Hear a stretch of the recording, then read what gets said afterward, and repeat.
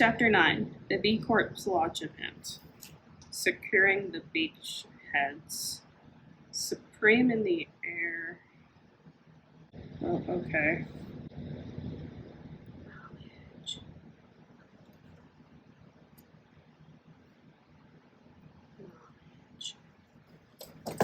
What are you doing? I'm trying to study. That's no way to study. Do better.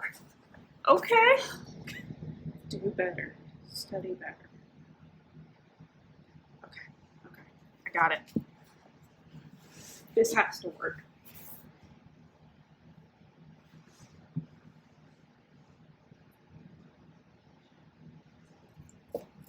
What are you doing? This isn't how you study. You need some help with study skills. Hi, my name is Diane Benson. I'm here at the Blount County Public Library, and this month we are here to talk about study skills, memory, how the brain can work, and how you can use that to study smarter, not harder. Come join us. All right, so today we're going to talk a little bit about study skills because unfortunately the world isn't just being able to know and understand stuff. To a certain degree, we have to be able to demonstrate to others what we know and what we understand. So we have to make sure that we're learning things to that degree, because there is a difference between I read the chapter and I understand the chapter. I can tell you about the chapter. Let me summarize the chapter for you.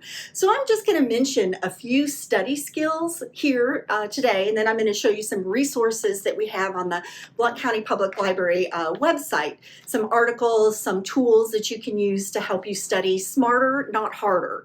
And really, I love this topic because I think it so much relates to one of my favorite topics in psychology, which is memory and the brain and how that works. And what I've discovered through the years is that if you can study in alignment with how the brain works, you really can, in so many cases, study less and learn more once you understand that process. So let me just touch on a few of these today, and then I encourage you to use the library to dig a little deeper on some of these topics. First of all, I'm going to mention a few things that are really good to use for the elementary students. One of the good things that you can do with elementary students after you've had a lesson in history or science or you've read a book is ask them to summarize what you just taught them, summarize what they learned. And it doesn't even have to be real formal. It could even be at the dinner table at night. So let's talk about what you did in science today. Tell us what you did. What did you learn? Why do you think that happened? So when we can get the child to articulate in their own words what was presented to them that day, it is going to engage the brain. We need the brain to be an active part of learning and know that it's not just passive. Unlike our student earlier in the video who was just trying to scoop up the knowledge and dump it in her head, we know that it takes more than that to learn. So for elementary school students, have them summarize, have them tell what they learned in their own words, have them demonstrate it, maybe even have them teach it to somebody else. Maybe you go up to them and say, hey, your grandpa has never heard about, what y'all learned in science today, or has never read that book that you learned. Can you tell him a little bit about it? He might want to read it later or learn more about it. So if you can get them to teach others, it's another step in processing and synthesizing and working with that information. Other ways to do that is maybe your student's doing addition or fractions in math and they're doing their worksheets. Go to the kitchen, have them cook. Let's double that recipe, or let's half that recipe, and have the children see how it is not just an abstract subject that they just have to do in order to answer questions correctly. It's part of life, and they get more practice, they internalize what they're learning, and ultimately they do tend to understand it more. The most important thing, though, that I think that you can do for young children is help them understand that mistakes are good. Mistakes are an opportunity to learn. When you get something wrong, you've learned one way it doesn't work. And history is littered with scientific discoveries where if you read the biographies of these scientists and inventors, they'll tell you how many, sometimes thousands of times they failed before they ended up on the innovation that we all use today, the light bulb. It was not a first-time thing that they pushed that switch and a light came on. So encourage children that mistakes are okay. It's part of learning. Mistakes are opportunities. Kind of focus on so many times that this is about, it's not a race. It's about taking our time and understanding it and having fun with the learning. As students are getting a little bit older, you may want to get into a little bit more formal discussions with them on actually how to study. So one thing that I want to mention is lots of times through my years teaching, I would see students cram the night before a test. Anybody ever do that? I think, I know I have done that as well. So the thing is like, let's say that you're going to dedicate 5 hours to studying for your test. And here's your chunk of time. This is your 5 hours, and you study 5 hours for that test. The way our memory works, there's something called the primacy and recency effect. We tend to remember stuff at the beginning of our study session, and we remember stuff at the end of our study session. Where we're going to be weakest is in the middle. Okay, so if you study that 5 hours in one big chunk, there's a bunch in the middle that you're probably going to be weak on. Let's say that instead of cramming, we call that massed practice, that you use distributed practice. And basically that means study a little bit every day. So instead of studying 5 hours in a chunk, you're going to study maybe an hour, 30 minutes here, and then you're going to sleep another hour, and the next day you sleep. Another hour, the next day you sleep. And then maybe the night before the test, you do a final review. A couple of things are going to happen. According to the primacy and recency effect, that middle part is going to be smaller because every day you have a new beginning and a new end where you're going to be probably more solid. Another thing that sometimes we need to remind students of is that sleep is one way that we process what we're learning and get it from our short-term memory, just kind of I kind of got it, to our long-term memory where we understand it. So sleep, even though a pillow over your book doesn't work, but actually sleeping, REM sleep, does help us consolidate what we're learning so that we can remember it better. So I encourage you to not cram, study a little bit every day. It makes it less intense so many times. I mean, I cannot tell you how many times I've had a student who comes into class and they're like, oh, I stayed up all night studying, and then they flop in their chair and they're like, I don't even care anymore. I don't even care. And I'm sitting there thinking, well, they cared at one point because they stayed up all night. But certainly those all-nighters also affect our motivation too, in addition to not allowing that information to be processed. So I encourage you to take small chunks to study a little every day, to review the information, and also to incorporate some of the stuff that we talked about for the elementary ages too. Summarize, teach someone else. This is when it's really great to have a study group where you can discuss it, not just read it in the book and memorize it. You can actually discuss it and explain it to each other and wonder, well, what does this mean? Or I wonder what would happen if we took it a step further. All of those are ways of engaging your brain so that you can learn more. Now, I want to talk about reading, since I've kind of mentioned that in the books a couple times. When we're reading for school, it's not the same when you're reading a novel for fun, right? It is different because we are trying not just to be entertained and sucked into that world that way. We're trying to understand and learn. So there are a lot of different reading methods out there. And I encourage you to do a little bit of research so that you're really engaging with what you're reading as you're reading it, and you're not a passive student, just kind of, I read the page. Have you ever done that and not known what it said? So we need to engage with it. One method that I've liked through the years is the SQ3R method of reading. And that stands for survey, question, and the 3 R's are read, recite, and review. So survey, First of all, before you even read the chapter, you take a look at it.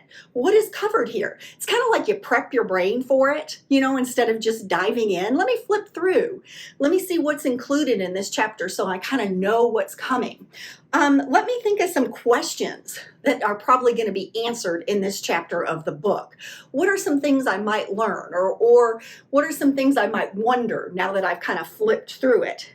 And then you read it, and then you recite it, kind of like the summary I talked about for the younger students. Can you say it in your own words? Maybe that's where you take notes and write it down, saying it in your own words. And then you're going to review it. And the first time you read that and do all of that, it might take a little while. I guarantee you get faster at it. And then as you get closer to a test date, you start spending, do the reviews. And if you do that review every day for a few days, you are really going to be much more likely to understand the material. The next thing I want to just mention is note-taking. I'm a big proponent of taking notes by hand. What I see with students is that when we take them on a computer, it becomes like transcription. You know what I mean? It's almost like your brain checks out and you're just typing the words, and you're not really processing them, synthesizing them, kind of making sense of them. Writing is for some of us, it's not fun to do it by hand. So we don't write down every word the teacher says. We listen and then we summarize it in our own words. So you're already engaging with the lecture material when you do that. So I do encourage you to practice your note-taking. I'm not a big fan of just recording lectures, and because usually what happens is people disengage. Oh yeah, I'm recording it, it's fine. And then daydream, or your mind takes a little vacation. I encourage you to actually do the handwriting and take notes while you're there. Summarize your notes, make flashcards. The Cornell note-taking method is one of my favorites. You can use whatever works for you. The key is you're taking the notes, you're summarizing the notes, and then you're making kind of flashcard type questions out of the notes so that you can engage with them and quiz yourself. And note-taking is a lifetime skill. I'm just going to tell you, I've been in more than one meeting in my lifetime where I took notes that I did not need, except for if I didn't take notes, I was going to zone out. So the only way for me to look like a professional in some meetings has been to take notes, because sometimes that's the only way I can keep myself engaged in the meeting. So good things to learn. You want to be mindful of your learning style. Do you need to move around as you learn? Do you walk? Do you learn better with a group? Like it's a study group? Do you learn better if you read it and summarize it and talk about it with others? For history, do you need to get out the map and the little toy soldiers and march them on the map to really understand what happened in the battle that you're studying? So pay attention to how you learn best, but also be willing to incorporate other learning styles in your studies when you're trying to learn new things. So those are just a few tips. I encourage you to in our card catalog at the library, I encourage you to look for books on study skills, look for books on how to learn, look for books on memory and the brain, and all of those are going to give you more ideas and more tips. Right now, let's go to the computer, and I'll show you some other things that are available. All right, so let me show you some other resources that are available to help you with study skills, and these are available through the Blount County Public Library website. And let's go ahead and click on Learning. And then the first place I'm going to go to is where it says Universal Class Courses. And we're going to go and look at some of the courses that are available to you as somebody who is a patron of the Blount County Public Library. All right, so once we're here in the Universal Classes site, we are going to click on View Catalog, and let's go ahead and search a couple of topics that might be helpful to you as you're studying. Earlier I mentioned some different study techniques, kind of dealing with how we read to take in information, note taking. But time management is also a big part of learning. Lots of times the reason students don't use good study techniques is because they feel like they don't have time. They've run out of time. So here in the universal classes, what I am going to look for is courses on time management. And click. And here we've got a time management 101. Okay, so something interesting that you can look at, maybe learn from, might give you some good ideas on how to better manage your time. And here, as we kind of begin this new year, 2024, good time to look at how to use our time better for the next year. I'm going to learning again, and this time I'm going to streaming services. I'm going to click on here. The first one I'm going to look at is Hoopla, and this is going to come up here. All right, and let me click on Explore Hoopla. So this is another place where you can find some movies, some audiobooks, etc. So you might want to search study skills. So let me go ahead and type that in up here. And then we've got all sorts of information here. Mnemonics from studying. Mnemonics are when you, or one example might be where you use the first letter of something that you're going to memorize. So please excuse my dear Aunt Sally. Okay, the order of operations, where please is parentheses, excuse is exponents, multiplication, my dear, division. I won't do the whole thing, but it's kind of little games that you make up with stuff that you're trying to learn to help you remember it. Sometimes the more outrageous and the more funny that you make it, the more likely that you are going to be able to remember it.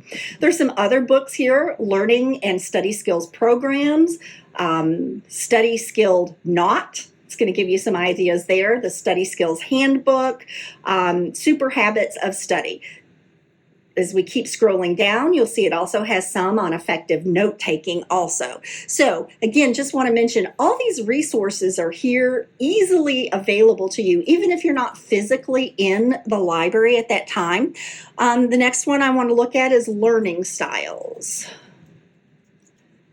Mentioned that earlier. And there's a book here on learning styles. There's some learning, well, we might want to learn from children since I pointed at that book. But so different ideas on just how you can foster learning in your students, help them to learn faster, help them to be engaged and able to learn on their own. So, and you may have some other ideas of what to search there, and that's fine. That's a really cool place to go to find things. The next place I want to go to just real quickly is the Tennessee Electronic Library. And I am going to start with students, and we're going to go to elementary school, just so we start them out on the right track. And then we're going to go to Gale, elementary Gale and context. I'm going to get there, and we're going to use this research, or this resource. All right, and you'll see here we've got magazines, 10 simple study skill steps for younger students. We've got some stuff on underlining, something again on time management. You can click on these, read, look, learn a little bit more about what's offered there. So just encourage you to look at these ideas, use these resources that are available. They're great. The more that you can involve your student, the better. Have them help you find some good information on how to study smarter, not harder. I don't need these anymore.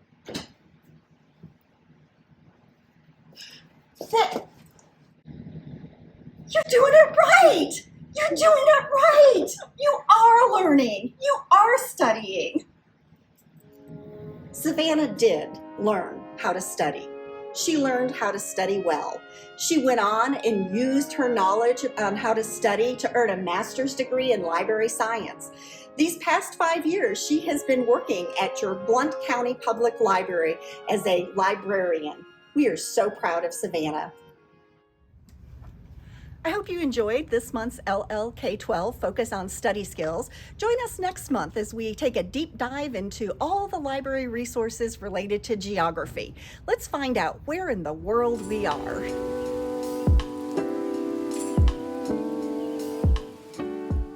What are you doing? Sleeping on your tooth doesn't work either. You need some help with study skills. Savannah did learn study skills. She learned them. No.